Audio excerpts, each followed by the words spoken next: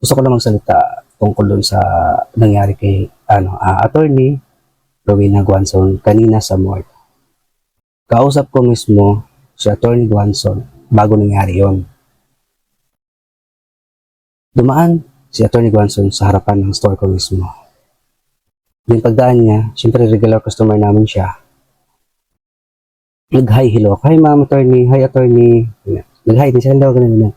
Tapos yung mag-asawa, namili din sa kabilang store na katabi ko. Siguro yung layo, 1.5 to 2 meters yung layo. Ito yung lalaki. Ito yung asawa ng babae. Magkatapat sila. Nakatalikod. Nakatalikod siya kay attorney Guanzon. Si attorney Guanzon habang kausap ko nandito, malayo. Ganito. Ngayon, pagkatapos namin maghihilo ni attorney, umalis na siya. Pero bago siya umalis, napaubo siya. Pero ang ubo, may bitbit siya, nahirapan siya. May bitbit ka siya. Ngayon, nung umubo siya, hindi malakas ang ubo niya, gaya ng sinabi nila, malakas na hindi. Yung normal na napapaubo ang tao, maubo siya, pero nakaganon siya pag ubo niya, tinakpan niya, bibig niya, tinakpan niya. Ngayon, habang umuubo siya, mahina, hindi malakas, normal.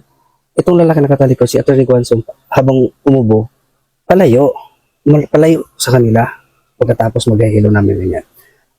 Ngayon, itong lalaki, sinundan siya, kinalabit siya sa likod. Hey, excuse me, tinapik siya sa likod, tinapik. Excuse me, sabi ni attorney, yes? Yes, hello, sabi niya. Masaya pa si Ate Guanzon na nag-reply sa kanya, yes, hello, sabi niya. Ang sagot ng lalaki, ito ang nakapag-trigger sa galit ni attorney. Sinabihan agad si attorney na you are not supposed to be here. Nagulat si attorney Guanzon. Why? You're not supposed to be here. Ganun agad. You're not supposed to be here. Then tungkol sa ubo, nag-usapan ganyan. So, the rest, yun na. Siyempre, sumabog na yung galit ni attorney. Kilala mo ba ako? Ganyan. Regarding kung hindi. Kahit sino naman sabihan ng ganun, ng isang hindi kilala. Kasi sabihan kang, you are not supposed to be here. Kahit sino magagalit, naintindihan ko si attorney. Kaya huwag kayong basta-basta manghusga. Hindi magandang ginawa ng lalaki. Ako mismo, 3 kami sa harapan. Pero sa harapan ko mismo nangyari. Sinabihan si attorney Guanzon ng ganun. Huwag kayong humusga kaagad. Kasi di nyo alam ang totoo. Thank you sa mga nag-alala sa akin. At nag-video lang ako ngayon, kahit short lang ito, just to assure you that I'm okay. Mataas ang blood pressure ko kagabi, pero it's stabilized naman. And alam nyo naman ako, hindi naman ako nagagalit kung hindi talagang sukdulan yung injustice or mali, di ba? Si BBM nga, di ba? Tumayo ako dun sa cathedral at talagang speech ako dun na halos walang pahinga na. Panat talaga. Ito, hindi naman pwedeng palampasin yun pag inaalipusta ka na. Dinidefend ko nga yung ibang tao pag ginaganon sila, sarili ko pa kaya. Sabihan ba naman niya ako sa Rockwell Mall na you're coughing, you should leave the mall, you should stay at home.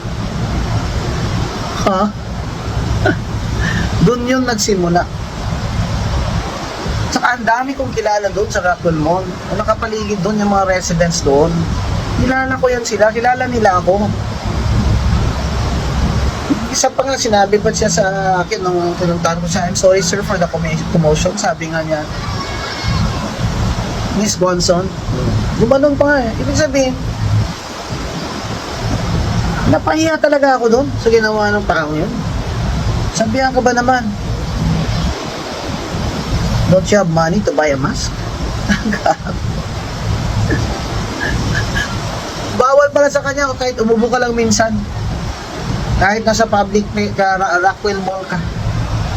Ano yung mga tao doon, they're very courteous You say hello to each other, familiar faces. Obviously, hindi siya taga doon. Later we found out, hindi talaga sila taga doon. Kasi nung nasa police station na sila, siyempre may mga ID na sila. Nagreklamo po talaga ako sa police and filed the case for unjust fixation and grave oral defamation last night. Kahit gabing-gabi na I wasn't feeling well and I'm tired and I had no dinner. So I ate one mushroom pie and a bottle of water. But I'm okay now. I want to just to let you know that I'm okay. I'm just resting today. Ako tomorrow out of town pa ako to give a speech to the Philippine Institute of Certified Public Accountants. And please watch my video in PGMN, Peanut Gallery Media Network, and subscribe to my YouTube, Queen of Bardagulan. Kasi those are yan sa YouTube ko po. I will post my full video telling you what happened. Kasi many people naman na kontra sa akin are taking advantage of this to malign me. Pinapaalala ko lang po sa tumuha ng video na bawal po talaga sa batas yun, kaya pinagbabawal yun sa Rockwell Mall. You have violated my right to privacy and that is a criminal offense. Kaya sana po pag nakita nyo yung video ko later, maybe later this afternoon, ay mas makita nyo yung buong katotohanan and story, and you can comment and if you like to defend me in any Facebook post. Thank you very much. I'm okay. I'll just rest today. I'll stay home and rest today. I'm monitoring my blood pressure the whole day, but I'm feeling okay. Thank you. Thank you very much to all those of you who are concerned for me and supporting me and who love me.